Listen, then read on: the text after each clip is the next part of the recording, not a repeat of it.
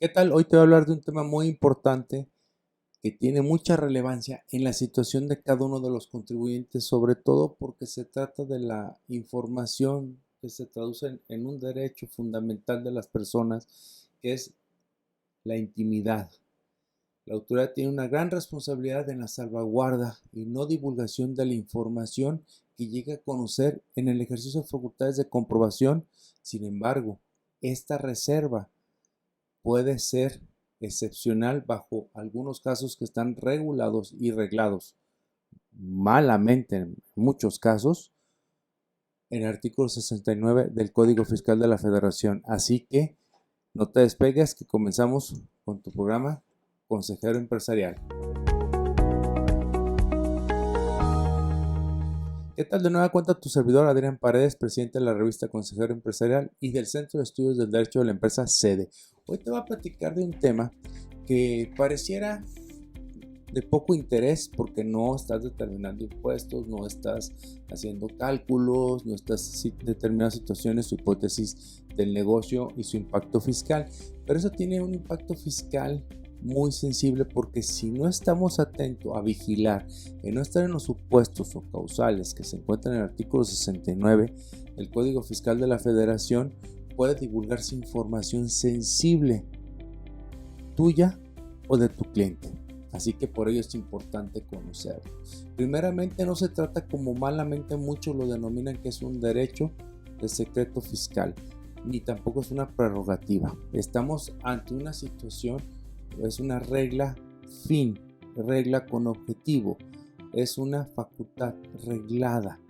Es decir, tu fisco tienes que guardar la reserva de la información del contribuyente. Sin embargo, bajo ciertas circunstancias, hacia ciertas personas, en este caso públicas, tú podrás divulgar la información necesaria.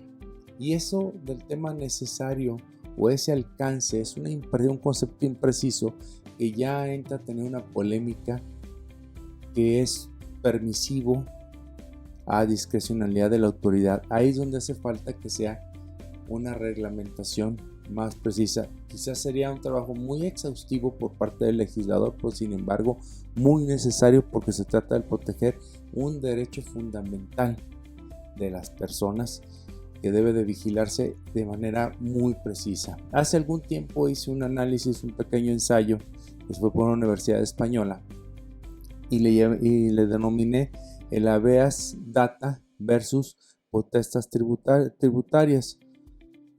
¿De qué manera estamos haciendo? Buscar ese respeto y la ponderación, tomando las palabras y el test de ponderación del maestro Robert Alexis sobre de ponderar el interés público de saber quiénes están siendo beneficiados o cómo están siendo tratados por determinadas situaciones con privilegios que no pueden permanecer ocultos, como la cancelación, por ejemplo, de un crédito fiscal de acuerdo al 146A. Es de interés público saber quiénes son beneficiados. Pero por otro lado, tampoco justifica que por ello se divulgue a cualquier persona con situaciones muy básicas que puedan afectar su reputación. Entonces, generalmente pues se trata de la lista roja, como algunos lo denominamos. Entonces se señalan algunos puntos muy particulares o se destaca que son los supuestos excepcionales para divulgar el nombre, denominación, razón social y registro federal de contribuyentes e importe.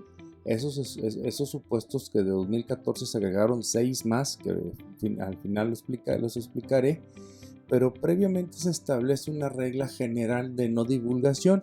Dice Luigi Ferrajoli, dice: el Estado de Derecho se distingue ante todo por la funcionalización de todos los poderes del Estado al servicio de la garantía de los derechos fundamentales. Por ello ese análisis de choque que realicé en ese ensayo precisamente era por la existencia de este primer pensamiento de qué debe hacer el Estado y cada una de sus entidades. Ahora, Este artículo, si bien es cierto el 69 del Código Fiscal de la Federación, es importante que es incompatible su redacción a la protección de los derechos fundamentales en particular punto de vista. Ahora, aquí tenemos que tener en cuenta que no es una figura que se haya consensado o existe todavía una disputa, una discusión. Hay tesis jurisprudenciales muy tibias que no abundan con seriedad realmente la guarda absoluta de esa información o de la reserva de esa información. Sin embargo, vale la pena definir, algunas se justifican per se sin necesidad de mucho análisis. Y bueno, en respecto a que esto sea corto, pues bueno, tenemos que tener en cuenta que hay dos tipos, los datos personales y los datos contables. Ambos, sobre todo estos últimos, tienen una relevancia directa tributaria y la otra para identificar el sujeto generador de esta información. Entonces son dos derechos diferentes y por ello hay una distinción. Al inicio, en los primeros párrafos del 69, se establecen una información muy particular que se le puede pedir por parte de unas entidades al Servicio de Administración Tributaria para que divulgue esa información debido a la oposición del propietario de esa información y sobre todo por la trascendencia de interés público. Y me explico. Por ejemplo, si tienes información que no proporcionaste en temas de telecomunicaciones o competencia, pues obviamente las entidades que salvaguardan este tipo de información para poder vigilar que no existan prácticas monopólicas o que no haya competencia desleal, como puede ser el Instituto Federal de Competencia o el Instituto Federal de Telecomunicaciones, ellos solicitan esta información para poder tener datos de las operaciones de los contribuyentes investigados. Entonces, por ende, se ve que es de interés público y va a una entidad pública. Por otro lado, también tenemos en el caso de que si la Secretaría del Trabajo y Previsión Social sí puede solicitar información en búsqueda de que exista una base gravable para efectos de la participación de los trabajadores en las utilidades de las empresas. Entonces aquí vamos viendo que en sí mismo se va justificando. También podemos encontrar otros aspectos muy puntuales. Si se está buscando ir en contra del lavado de dinero y el financiamiento del terrorismo, pues obviamente se le proporcionará a las autoridades ministeriales o tribunales que estén haciendo este tipo de procedimientos, pues bueno, la información necesaria para que pueda lograrse ese fin de abatir a esa información. Número 2, un tema muy delicado que son las pensiones alimenticias, que bueno, también los tribunales puedan solicitar esa información para ver cuánto gana un contribuyente que es un deudor alimentario. Entonces creo que ahí hay en particular punto de vista, sí puede haber una invasión a la vida privada porque hay un interés mayor justificado. ¿Sí? Ahora, tenemos que tener presente, estoy aquí viendo esto, que también hay supuestos, ¿sí?, que el secreto bancario no se encuentra a un nivel normativo como un derecho, como lo mencioné, sino que es una obligación de la autoridad de sigilo. Por eso digo que es una facultad reglada, es decir, primero tienes un secreto que debes de guardar de toda la información que tengas del contribuyente o hayas obtenido a través de tu ejercicio de facultades de comprobación por el contribuyente o por terceros relacionados con él. Guárdalo, guarda esa reserva. Pero si vas a divulgarla, ya estamos ante una facultad reglada.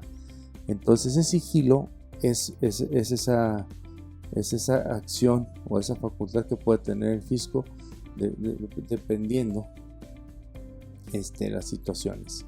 Ahora, mencionaba que a partir del 2014 sí establece ciertos lineamientos que ya venían desde septiembre de 2013 dentro de la iniciativa, 6 nuevos, a la reserva solamente de divulgar el nombre, denominación o razón social y RFC, ¿sí?, de aquellos que se colocaran en algunos supuestos que ahorita son los que enunciaré de una manera, pues tomando aquí el Código Fiscal de la Federación, ¿sí? Entonces vamos a analizarlos nada más para tener la razón. Primero, pues que tengan a cargo un crédito fiscal firme, es decir, aquel que no se pagó dentro del plazo del artículo 65 ni se garantizó.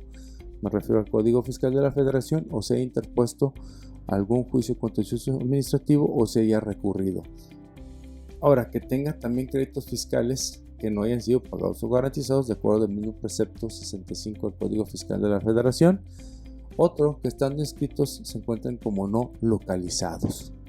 Siguiente, que hayan sido sentenciados por delitos fiscales. Esa es la fracción cuarta. La fracción quinta, esta es la que yo considero más inclusive debe ser más laxa para dar a conocer esta información, que se divulgue a aquellos contribuyentes que han sido beneficiados por el artículo 146A del Código Fiscal de la Federación, que erróneamente algunos tratatistas lo llaman de condonación. No, se llama cancelación de crédito fiscal.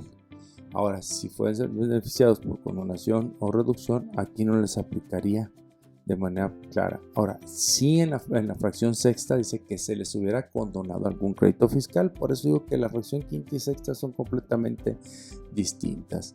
Pero también la condonación no es lo mismo que la reducción fiscal. De hecho, hemos visto cómo las reglas de resolución miscelánea han dejado en algunos casos, como la autorregulación dentro del ejercicio de facultades de comprobación, condonación de multa por reducción de multa, a la similitud de la figura del artículo 70A del Código Fiscal de la Federación. Entonces, si fuiste beneficiado, vas a ser también vas a estar colocado en esa lista. La fracción séptima dice: cualquier autoridad, entidad o como quieras llamarle, que se encuentre en alguno de los supuestos de incumplimiento en el pago de, principalmente, obviamente, de retenciones y su entero. Ahora hablamos de las sociedades anónimas bursátiles, la SAB, en la fracción octava, que no cumplan con la obligación de tramitar su constancia de cumplimiento de obligaciones fiscales. Obviamente no lo hacen, quien lo haga va a tener un serio problema de credibilidad ante el gran público inversionista. Si no cumple con esto, sencillo, ¿qué más puede tener? La fracción novena, las personas físicas o morales que hayan dado efectos fiscales a operaciones ya calificadas como definitivas, como simuladas, debido que la entidad que las emitió nunca desvirtuó, y dentro del plazo contenido en el artículo octavo del 69 del Código Fiscal, que son esos 30 días que tienes tú o ese contribuyente para desvirtuarlo, no acudiste, pues bueno, también vas a ser divulgado. Y finalmente la fracción décima, que habla específicamente de la cancelación, ojo, de la cancelación de los certificados de sellos digitales, más no del procedimiento del artículo 17H bis del Código Fiscal de la Federación, que se refiere a la restricción temporal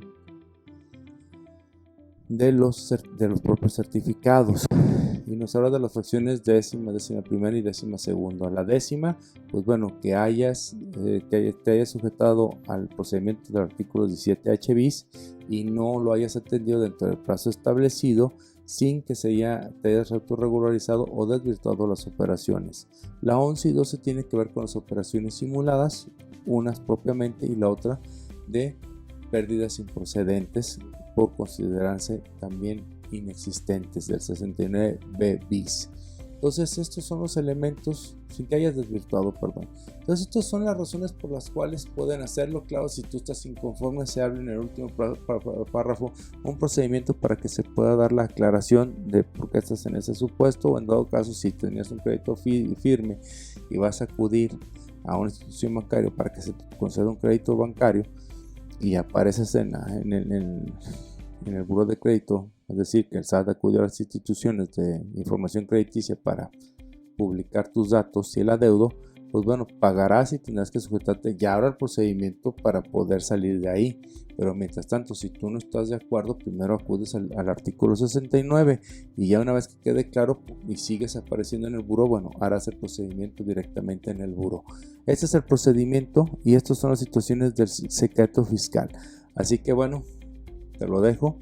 Y hay una frase que para mí es muy, muy importante, con la que quisiera cerrar precisamente, de lo que viene siendo el Estado. Si el Estado no le da el respeto a los derechos fundamentales de manera seria, entonces no está tomando en serio el derecho. Estoy parafraseando un poquito a Dworkin precisamente en esta frase. Entonces, hay mucho que trabajar en este artículo 69 del Código Fiscal de la Federación. Y bien, con esto me despido. Ya saben, soy Adrián Paredes y espero que te sea de utilidad este contenido. Y ya sabes, síguenos en redes sociales. Nos vemos en la próxima. Chao.